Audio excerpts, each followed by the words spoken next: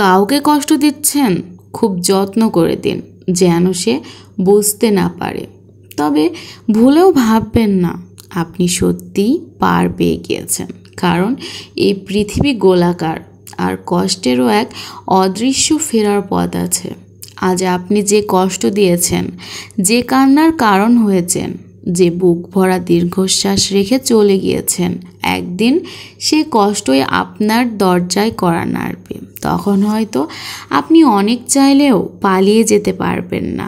আপনি হয়তো আজ নির্দ্বিধায় কাউকে অপমান করছেন, তার বিশ্বাস ভেঙে দিচ্ছেন, তার ভালোবাসাকে তুচ্ছ করে দিচ্ছেন। হয়তো আজ আপনার ভেতরে একটুও অনুশোচনা নেই, কিন্তু যাকে আপনি কষ্ট দিচ্ছেন সে হয়তো চুপচাপ সব সহ্য করছে, কাউকে কিচ্ছুটি বলছে না। কিন্তু জানেন কি, রুহেরও হাই বলে একটা জিনিস আছে।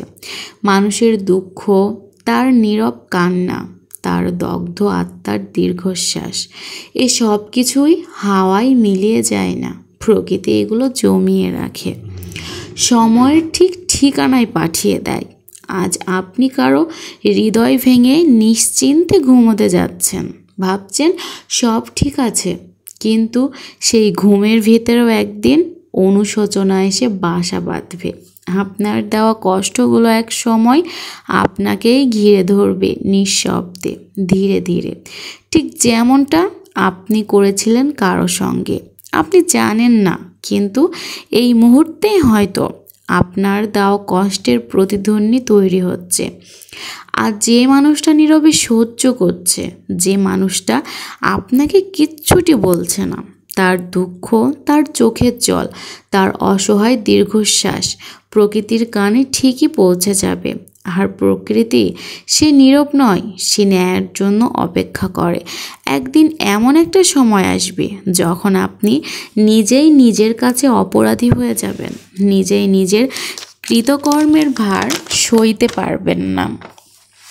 কিন্তু তখন হয়তো আপনার অহংকার, আপনার ইগো আপনাকে সেই মানুষটার কাছে ক্ষমা চাইতেও দেবে না।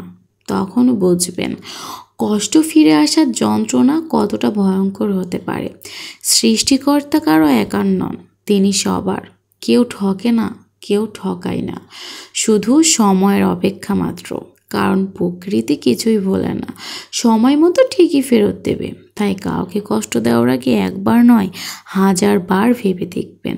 সবসময় চেষ্টা করবেন যাতে আপনার জন্য অন্য কেউ কষ্ট না পায়।